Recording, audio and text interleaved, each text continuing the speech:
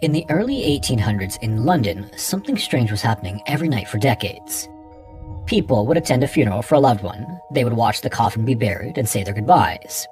Then they would return the following day, maybe to visit or to place flowers, only to discover the dirt disturbed and the body simply gone. And surprisingly, this wasn't a rare phenomenon. Entire graveyards were actually being emptied out.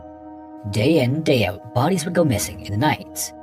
But maybe strangest of all was that everyone knew this was happening, and yet it happened anyway. And eventually, this practice would escalate into something much more sinister. So in this video, we're going to go over what this strange phenomenon was, why it was happening, and the truly disturbing things it would eventually lead to. As always, viewer discretion is strongly advised.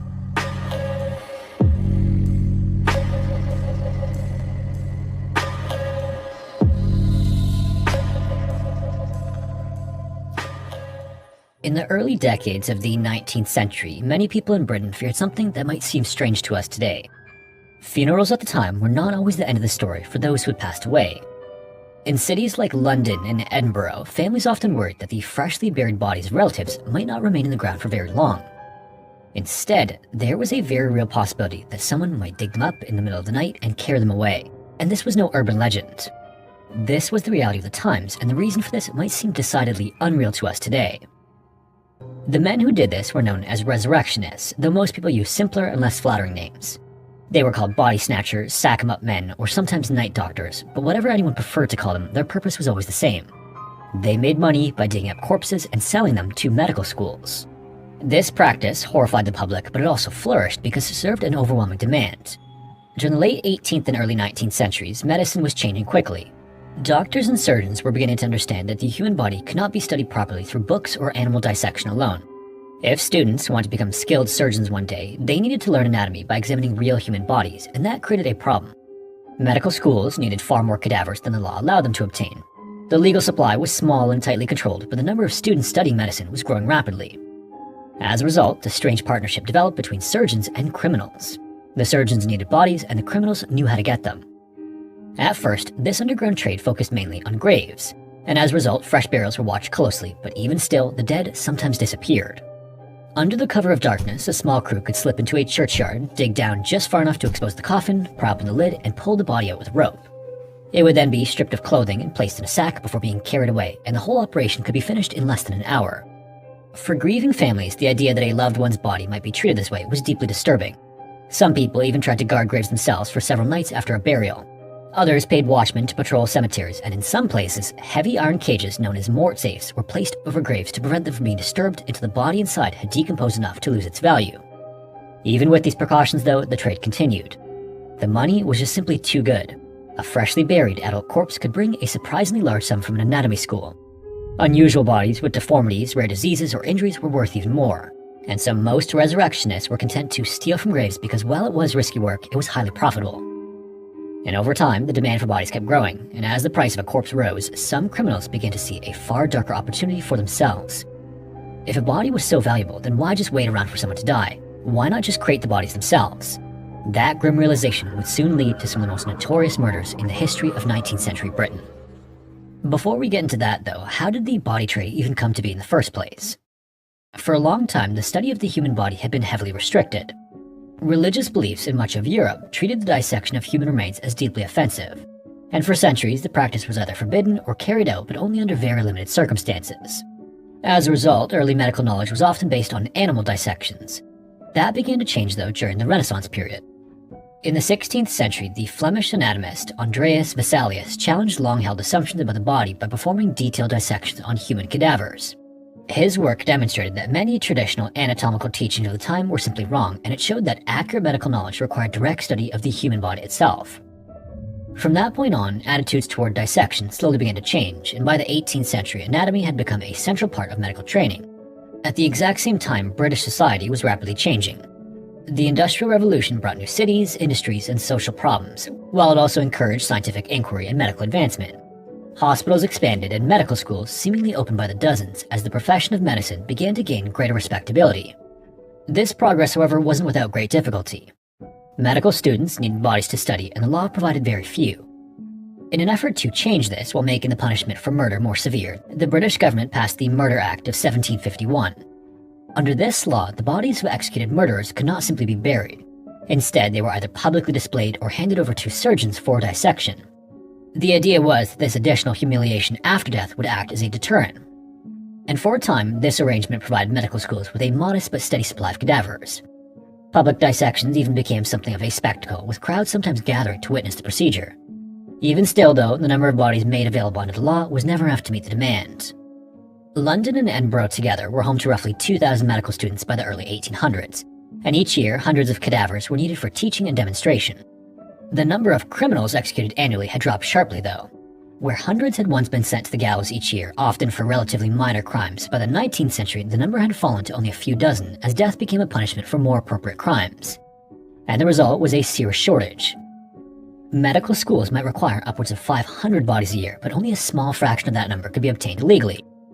Students were sometimes forced to crowd around a single badly decomposed body, trying to learn what they could before the body deteriorated beyond use. In some cases, an entire group of students might be left studying little more than a preserved limb or fragment. So faced with this dilemma, many turned a blind eye to the activities of the men who could supply what the legal system couldn't, and those men were the resurrectionists. As strange as this might sound, though, the legal system made it entirely possible. At the time, the law did not consider a buried body to be property in the traditional sense. That meant that while stealing items from a grave could bring serious punishment, removing the body itself occupied a legal gray area. Because of this loophole, body snatching was rarely prosecuted as severely as ordinary grave robbing. The work of these resurrectionists was typically done after dark, and on particularly productive nights, several graves might be emptied before dawn. The bodies were then delivered to the back doors of medical schools or hospitals. Some surgeons insisted on maintaining plausible deniability, but many were well aware of where their newly acquired specimens came from. In some cases, doctors even directed resurrectionists to graves of the recently deceased patients whose illnesses they wanted to study more closely. And with so much money to potentially be had in the trade, it was inevitable that criminal gangs would become involved. By the early 19th century, body snatching had developed into a thriving underground business in several British cities. As demand for bodies continued to rise, however, a few men began to realize there was an even easier way to obtain a fresh corpse. And this horrifying idea was demonstrated most famously in 1828. The case of William Burke and William Hare showed just how far the body trade could go when greed and opportunity came together. Both men were Irish immigrants living in Edinburgh. Hare ran a small and rather rough boarding house in the city, and it was there that the two first stumbled into the anatomy trade almost by accident. One of Hare's elderly lodgers died while owing rent, so faced with the prospect of burying the man and losing the money he was owed, Hare came up with another idea. The two men removed the body of the elderly man from his coffin and took it to the office of Dr. Robert Knox. Robert was pleased to receive the cadaver and paid the men for it. And once they realized how easily a corpse could be turned into cash, Burke and Hare began to see new possibilities. Their victims were usually poor and vulnerable people who would not be immediately missed. Many were drifters, laborers, or women living on the margins of society. Burke and Hare would invite a victim back to the boarding house, offer them plenty to drink, and wait until they were heavily intoxicated before they struck. To avoid leaving marks that might raise suspicion during an anatomical examination, Burke and Hare developed a method that relied on smothering. One man would hold the victim down while the other pressed on the chest and covered the mouth and nose. The process was quick and quiet and left very few obvious signs. Once the victim was gone, the body was taken to Robert and sold just like any other cadaver. Over the course of several months, the two men repeated this routine again and again. By the time they were finally caught, they were believed to have killed at least 16 people, although rumors at the time suggested that the number could have been much higher. When authorities eventually arrested Burke and Hare, the two men quickly turned on one another. Hare agreed to testify for the prosecution in exchange for immunity, leaving Burke to face the consequences of their actions alone. In January of 1829, Burke was found guilty of murder and sentenced to death. His execution drew a massive crowd, with thousands gathered to witness in Edinburgh's Lawn Market. And in a final twist that many people saw as fitting, Burke's body was handed over for dissection after his death, thanks to the Murder Act of 1751. During the procedure, pieces of his skin were reportedly used to create a small pocketbook that still survives to this day. William Hare, meanwhile, avoided the gallows but did not escape public anger. After being released, he left Scotland and eventually returned to Ireland. According to later accounts, he was recognized there and attacked by a mob that threw him into a pit of lime, leaving him permanently blind. He is said to have spent the rest of his life begging on the streets. The Burke and Hare case was then widely reported across Britain, but instead of discouraging others, the story showed that their trade could bring in a great deal of money. In the crowded streets of London, a group of resurrectionists was paying close attention to this, and before long, they would begin to follow a similar path. By the early 1830s, this small group, calling themselves the London Burkers, was operating out of the East End. Their leader was John Bishop, a laborer who had spent many years working as a resurrectionist. With him were Tom Williams, a bricklayer, and James May, a butcher who was sometimes known by the nicknames Jack Stirbout or Black-Eyed Jack. Together they formed a loose gang that began making money through the trade of bodies. Like many resurrectionists, John and his group had connections with several medical institutions. Bodies they obtained were sometimes sold to surgeons associated with several different hospitals. The gang's activities centered around a rundown patch of ground in Benthall Green known as Nova Scotia Gardens. The area had once been used as a clay field where material was dug up for brickmaking. After the clay had been exhausted, the land was left scarred with pits and depressions, so it was eventually used as a dumping ground for human waste from nearby districts. Over time, a few cottages were built on the lower ground of the old clay pits. And because the land drained poorly and was prone to flooding, not to mention the smell, the houses were considered undesirable and cheap to rent. For men involved in a questionable trade, however, the location offered cover that allowed them to blend in. John and Thomas eventually rented two of the cottages, number 2 and number 3 Nova Scotia Gardens, which they used as their base of operations. To those around them, they were simply hardworking men living in a poor part of the city, but behind the facade, John alone had already spent 12 years stealing nearly countless bodies taken from graves around London. For years, the London burkers seemed to have limited themselves to grave robbing, much like other resurrectionists. That is, until they learned about the example set by Burke and Hare.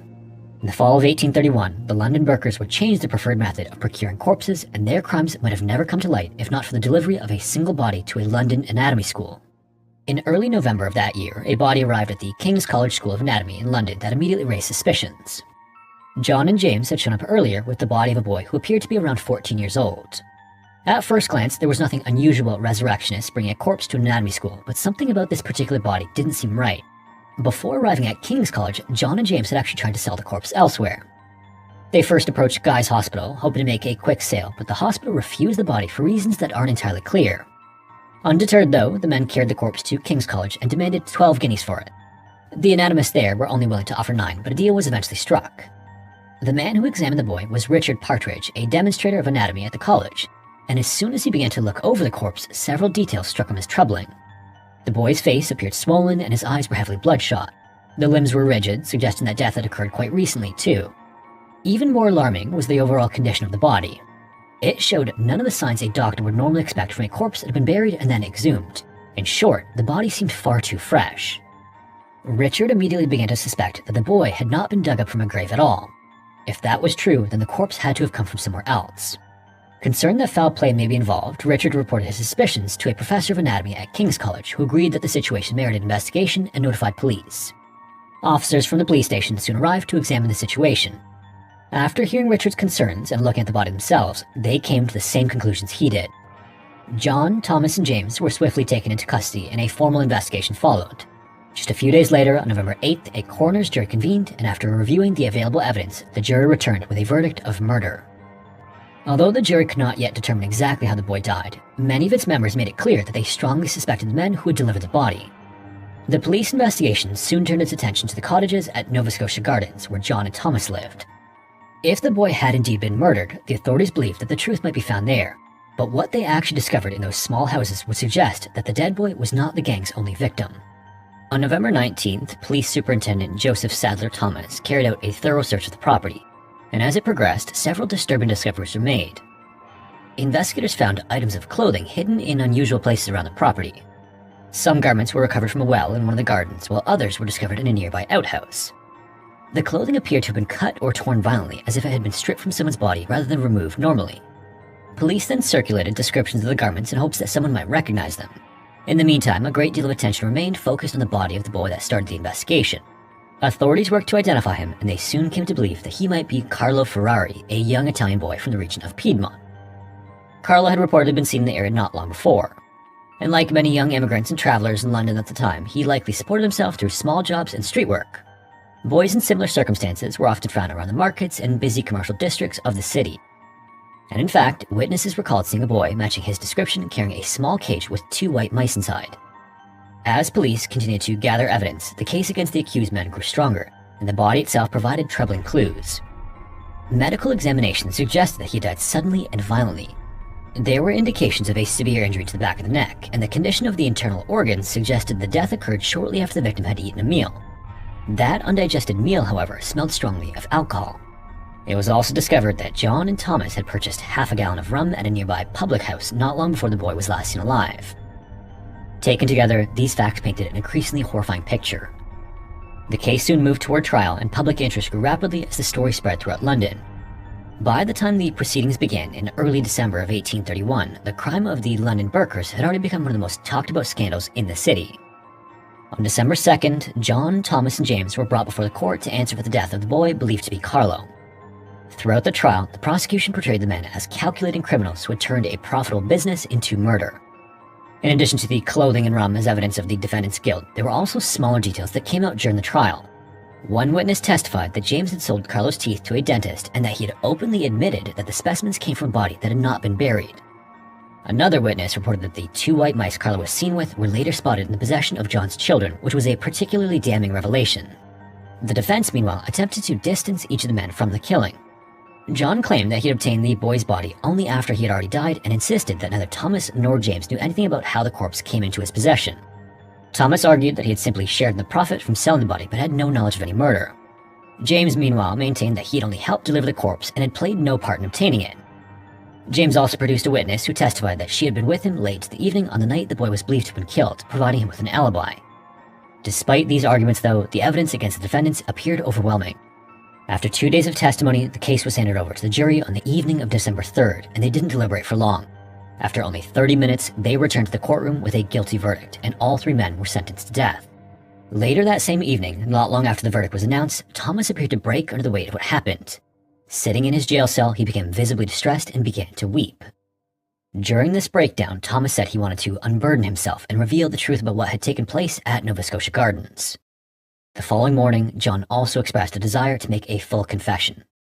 On December 4th, the 2 men attended services in the prison chapel, and afterward they were placed together in a cell where officials recorded their statements in writing. What they described confirmed many of the suspicions investigators already had and revealed the chilling details behind Carlo's end. According to John's confession, Carlo had been taken on November 3rd from the Bell, which was a public house in Smithfield.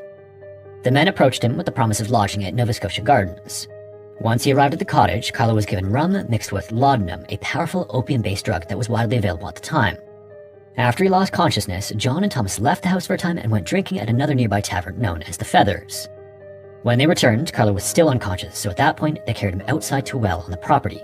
A cord was then tied around his feet and he was forced headfirst into the well. Apparently, the shock of the water roused Carlo and a brief struggle ensued, but it didn't last long. Within moments, he was gone. John and Thomas then left to drink again for a short time before returning to retrieve the body. They then removed Carlo's clothing, placed the body in a bag, and prepared it for sale. This was obviously quite the shocking conclusion to the case, but the confessions didn't stop there.